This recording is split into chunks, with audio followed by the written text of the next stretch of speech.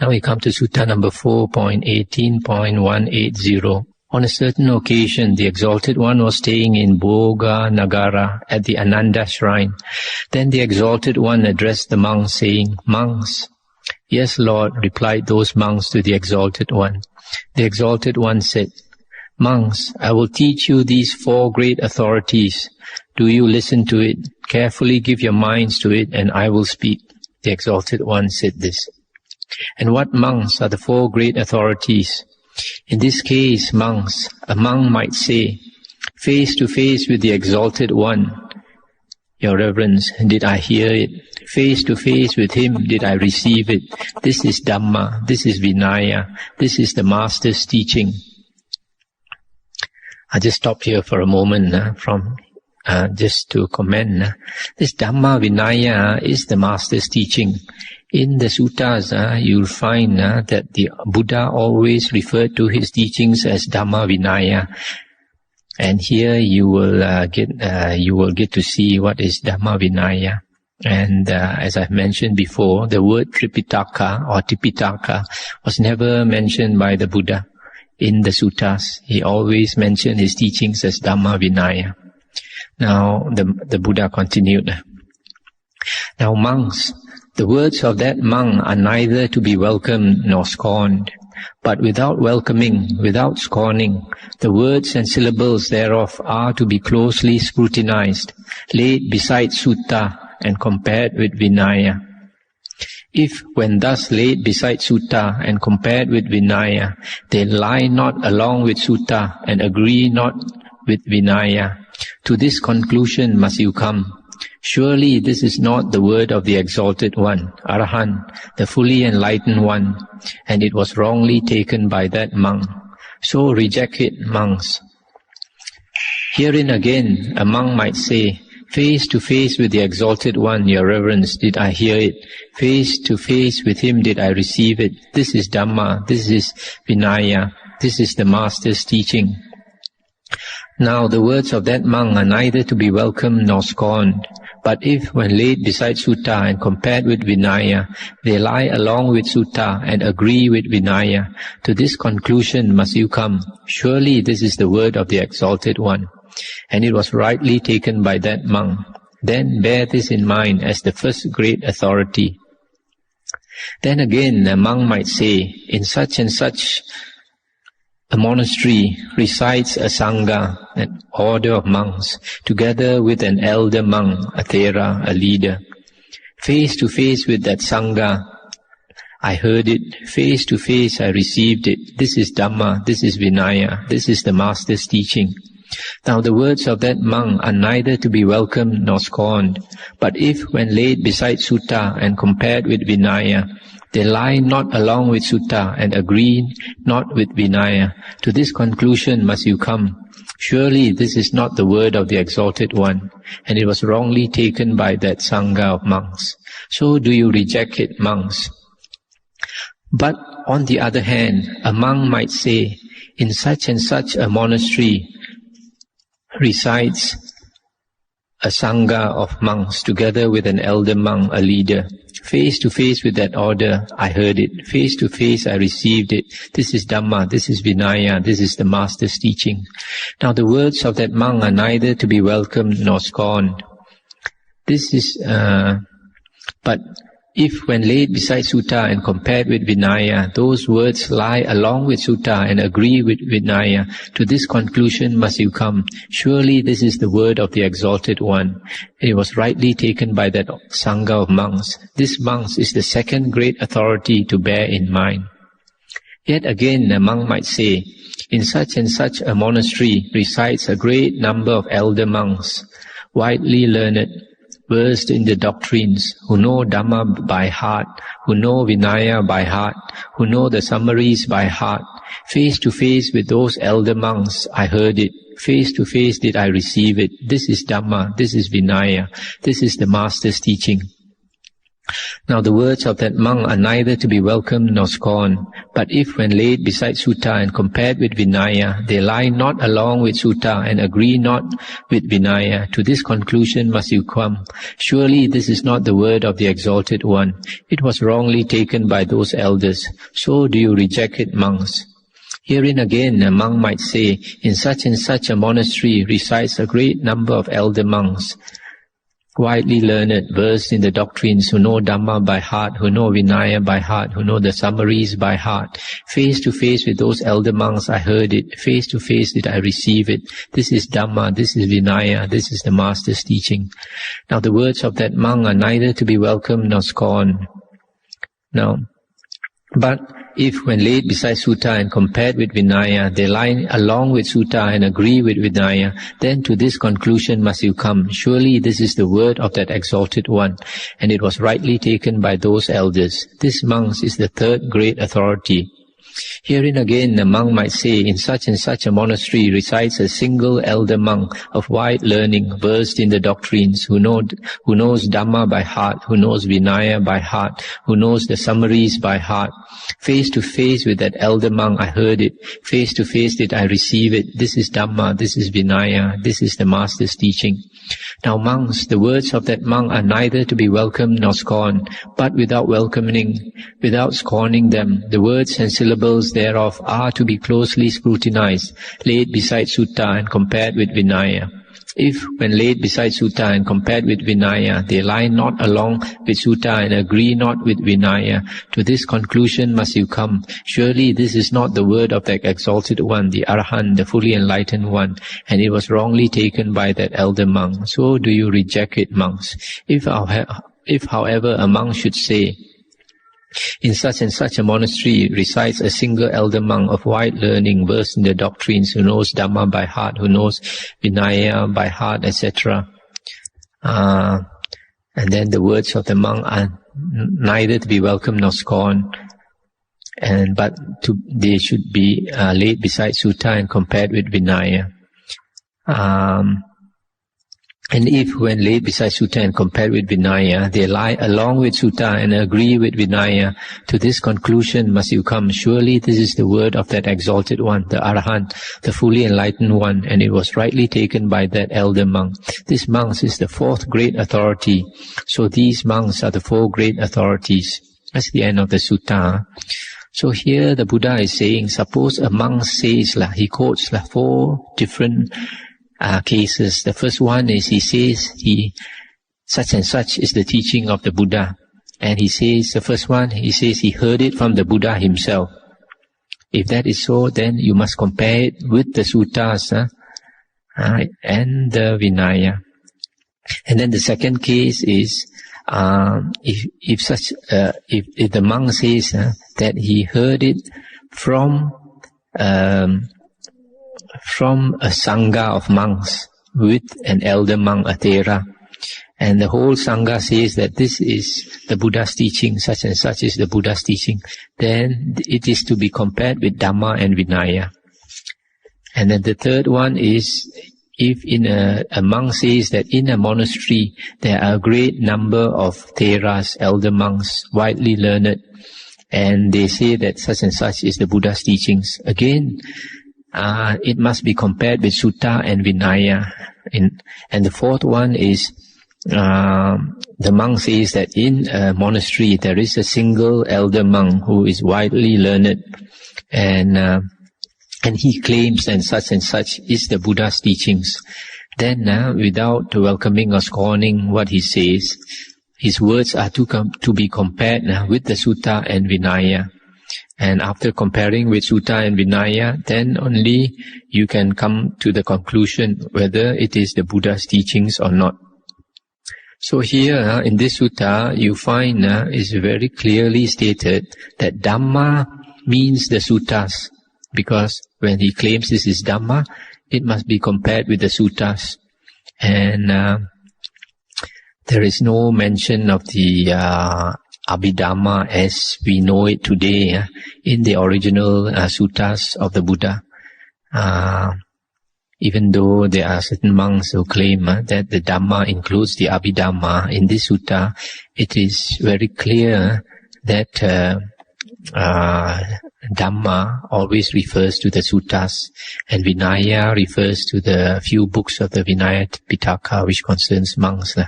The word Tipitaka or Tripitaka was never mentioned in the suttas, and it is a later a word that came later. I read to you the footnote here by the Pali Text Society. The footnote here says that there were evidently only 2 collections, Pitakas, but Abhidhamma is obviously a much later collection. Had there been any Pitakas at the time of the composition of this sutta, the word would surely have been used in it. So you see, the word Pitaka is never mentioned in the suttas as we know it today.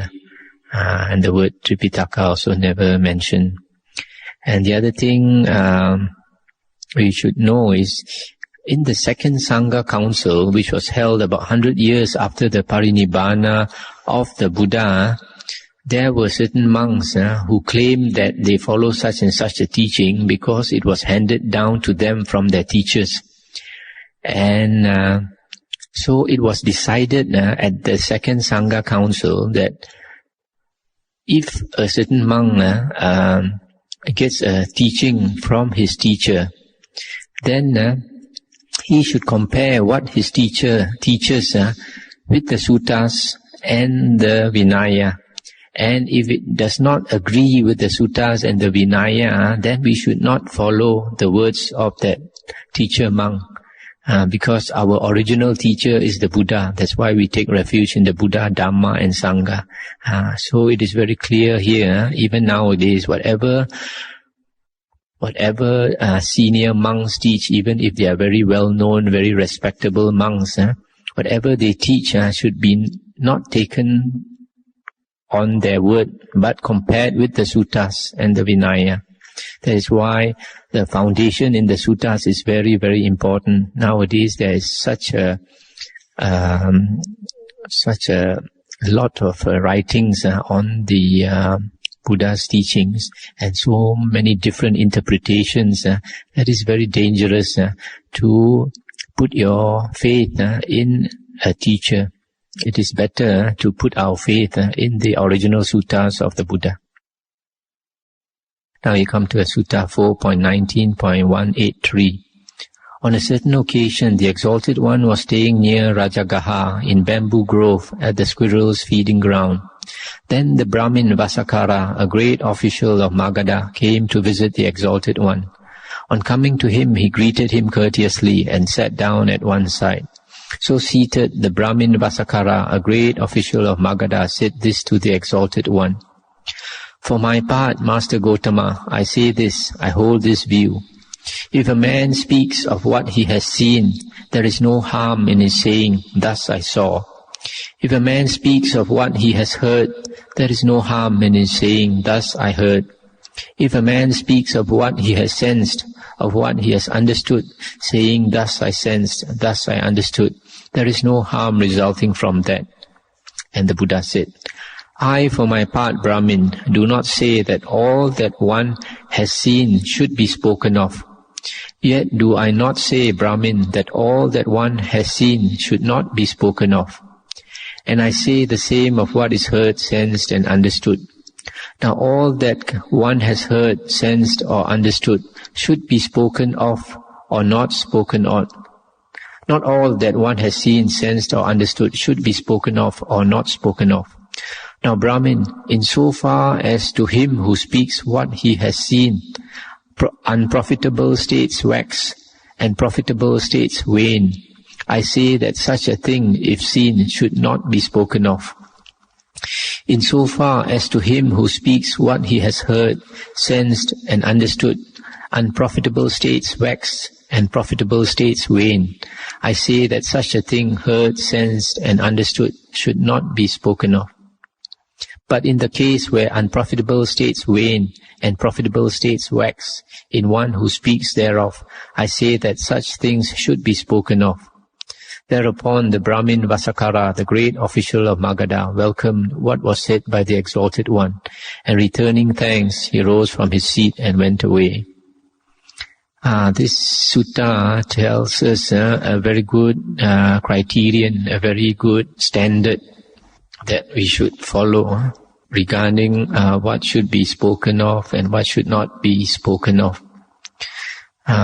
Here it's very clear that if we speak and then unprofitable states decrease and unprofitable states increase, we should not speak. But in the case where profitable states increase and unprofitable states decrease, then we can speak. So this is a very good criterion. There is a sutta where the Buddha said, before either we do a deed, a karma, through our body, speech or mind, before we do it, we should think carefully whether it is we should do it or not. If we do it and it harms us or harms others, we should not do it. But if we do it and it profits us or profits others, then we should do it. That is before the action. And then even while doing the action, if we remember, we should consider again whether what we are doing at that moment is correct or not correct, whether it's beneficial or harmful. And then we should either stop doing it or continue to do it. Then the third case is, even after we have done an action, then we should reflect back and see that whatever action we did was profitable to others or to the self, or harmful to others or to the self. And if we find that it is harmful, we should decide not to do it again. If we find that it is beneficial, then we should decide to do it again and again. Now, what are unprofitable states? Unprofitable states are states of greed, hatred, delusion, jealousy, conceit, restlessness, sloth and torpor, doubt, etc. All these are unbeneficial states. So if they decrease, we should be careful not to do it or speak, etc. And profitable states are the opposite states of renunciation, loving kindness, wisdom, humility, meekness, tranquility, diligence, etc. So if such states, profitable states increase, then we should speak. This is concerning speaking, but there are other things, the six sense doors where we should be very careful. For example, reading. We read sometimes, that means if we are really concerned about the spiritual path, if we read and then we put a lot of information in our mind, it tends to come up as memory, and then we tend to think about it. For example, reading newspapers. Reading newspapers is not very good for somebody who wants to cultivate his mind, because it put in a lot of trash into the mind. And the other thing is watching TV and video shows and all that. Now all these things come up. So if we want to cultivate the mind, now we don't do these unnecessary things. This is idle things. Now we come to another sutta, 4.19.184. Now the Brahmin Janusoni came to visit the Exalted One, and on coming to him, greeted him courteously, sat down at one side. So seated, the Brahmin Janusoni said this to the Exalted One: For my part, Master Gotama, I say this, I hold this view. There is no one subject to death who does not fear and fall trembling at the thought of death. And the Buddha said, Well, Brahmin, there is such a one. But there is also one subject to death who does not fear, who does not fall a-trembling at the thought of death. And of what sort is that one who, being subject to death, fears and falls a-trembling at the thought of death? In this case, Brahmin, a certain one is not freed from passions, not freed from lust, not freed from desire, affection, from thirst and fever, not freed from craving. Then a grievous sickness afflicts such a one. Thus afflicted by grievous sickness, it occurs to him, Alas, the passions that I love will leave me, or I shall leave the passions that I love. Thereupon he grieves and wails, laments and beats the breast and falls into utter bewilderment. This one Brahmin, being subject to death, is afraid. He falls a-trembling at the thought of death. Again, Brahmin, here a certain one who, as regards body, is not freed from lust, desire, affection, thirst and fever, is not freed from craving. Then a grievous sickness afflicts him. Thus afflicted, it occurs to him, alas, the body that I love will leave me, or I shall leave the body that I love. Thereupon he grieves, wails, and falls into utter bewilderment. This one Brahmin, being subject to death, is afraid. He falls a-trembling at the thought of death. Yet again, Brahmin, here a certain one has done no good deed, has done no profitable deed, has given no shelter to the timid. He has done evil, cruel, wrongful deeds. Then a grievous sickness afflicts such a one. Thus afflicted by grievous sickness, it occurs to him, alas, I have done no good deed, I have done no profitable deed, I have given no shelter to the timid, I have done evil, cruel, wrongful deeds. To the doom of those who do such deeds hereafter I am going. Thereupon he grieves, wails, and falls into utter bewilderment. This one Brahmin, being subject to death, is afraid. He falls a-trembling at the thought of death. Yet again, Brahmin, here a certain one is doubtful, full of perplexity, has come to no conclusion as to true Dhamma. He grieves and wails, laments and beats the breast and falls into utter bewilderment. This one also, being subject to death, is afraid. He falls a-trembling at the thought of death. Thus these four, being subject to death, are afraid. And of what sort, Brahmin, is he who, subject to death, is not afraid, does not fall a-trembling at the thought of death? Then the opposites, the vice versa. So this sutta is about the person who is very frightened when death comes. The first one is he's still very attached to the passions, and a lot of desire, a lot of loves, so that he cannot bear to part from his passions. The second one is attached to the body, and so when the body is about to die, he can't stand it. And the third one has done no good deeds. And this one is very common. A lot of people, they don't have enough good deeds. They have no confidence when they are about to go.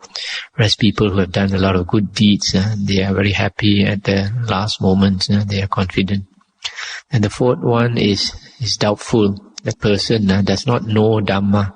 So he does not know how he came to the world. He does not know where he's going. And he's afraid. Some people, when death comes, they're afraid to close their eyes. Because when they close their eyes, they start to see visions. So they are very scared.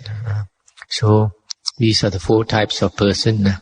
The opposite are those who are not afraid. Now, I've read another sutta earlier where the Buddha said that most people, after they pass away, will fall into the woeful plains of rebirth. According to the suttas, most people, when we pass away, most people will fall into the woeful plains. And few will come back to the human realm or to go to the heavenly realm. So because most people go into the three woeful planes of the hell realm, animal and ghost realm, when death comes, they can see their place of rebirth. If you have experience looking at people who are about to pass away, they can tell at the last moment where they are going to be reborn. So they can be, some of them will scream at the last moments, Some of them, sometimes they behave like an animal and go walk on all fours and then refuse to wear any clothes. They'll just tear off their clothes. So these are the people who will be very afraid when death comes, which means that most people. So there is also a sutta where the Buddha said that we should be prepared because the Deva messengers have come to tell us, to give us warning. Who are the Deva messengers? When you see a person who is grievously sick, you should remember that is a Deva messenger to us, that one day we will also be grievously sick. The second Deva messenger is you see somebody is old. When you see somebody is old and very near death, with all hair, white or no hair, sparse hair, and walking, shaking, hunchbacked and all that, that is the sign to us that one day we'll also be like that. And then the third one is a dead corpse. When we see a corpse, that is a messenger to tell us that one day our body also will be a corpse, and it won't be very long, just a few more years' time, because our average lifespan is only 70 years. So these are the Deva messengers that we should receive, be heedful of the message that they are passing to us. The Buddha said our body is like a cancer. All of us have cancer. Sometimes we forget, sometimes somebody with cancer, they can be very alarmed. They think that they are the only one who's got cancer. I have somebody who got cancer. I've gone to see that person, and he tells me, I've got cancer, like, expecting me what should he do? But he forgets that all of us have cancer, in the sense that we don't know when we are going to die. Say, for example, a person has cancer, he thinks he's got maybe another few months to live. But then, even for the rest of us, we have a few years to live. That's not very much more. We all have to face the prospect of death. So when we listen to the suttas, we understand that's the way the world is. That's the way things are. So we accept it. We accept death. And then when death comes, we are no more afraid. So the Buddha said we should always reflect on death. Marana sati, the reflection of death, we should always practice. Now the next sutta is 4.19.185. On a certain occasion, the Exalted One was staying near Rajagaha on Vulture's Peak Hill. Now at that time, a great number of notable wanderers were abiding on the bank of Snake River in the Wanderers' Park, namely Anyabara, Varadara, Sakula Dain, and other notable wanderers. Now in the evening, the Exalted One, arising from his solitary meditation, went towards the bank of Snake River, where was the Wanderers' Park. On that occasion, among those wanderers holding other views, as they sat gathered together, this subject of talk chanced to arise. Such and such are the Brahmana truths, or holy truths. Such and such are the Brahmana truths, the holy truths. I'll just stop here for a while to explain this word Brahmana. This word Brahmana was originally used for one of the 4 castes in India. They had the Brahmana caste, the priest caste, and they had the warrior caste, which is the Khattiya caste, then they had the merchant caste, and then they had the laborers caste, the lowest. So this word Brahmana originally was used to mean the priest, the renunciants. But later, these Brahmanas, these priests, they became corrupted. And they even married, they had wives, they had property, they worked as a spiritual advisor to the kings. And because of that, they did not later, very few of them cultivated the holy path. So from there, when we refer to their caste, later we call them the Brahmin caste. Brahmin caste. So the word Brahmana is used more for the meaning of holy. So the word Brahmana can refer to a holy man, an Arahant. It can also refer to the Brahmin caste. So you have to be careful. So in this case, when you say the Brahmana truths, it means the holy truths. Now to continue. Now when the Exalted One reached those wanderers, on coming to them, he sat down on a seat made ready. When he had sat down, the Exalted One said this to those wanderers. Pray, wanderers, on what subject of talk were you engaged just now as you sit here gathered together? What was the subject of talk you have just now broken off? As to that, Master Gotama, as we sat here gathered together, the subject of talk that chanced to arise was this: such and such are the Brahmana truths, such and such are the Brahmana truths. Well, wanderers, these 4 Brahmana truths or holy truths have been set forth by myself after fully comprehending and realizing them for myself. What for? In this case, wanderers, the Brahmana says thus: all living things are not to be harmed. So saying, a Brahmana speaks truth, not falsehood. Therein he has no conceit of recluse or Brahmin. He has no conceit of better than I, equal am I, inferior am I. Moreover, by fully comprehending the truth contained in that saying, he is bent on the practice of mercy and compassion for all living things. Again, wanderers, the Brahmana says thus: all sense delights are impermanent, painful, of a nature to change. So saying, the Brahmana speaks truth, not falsehood.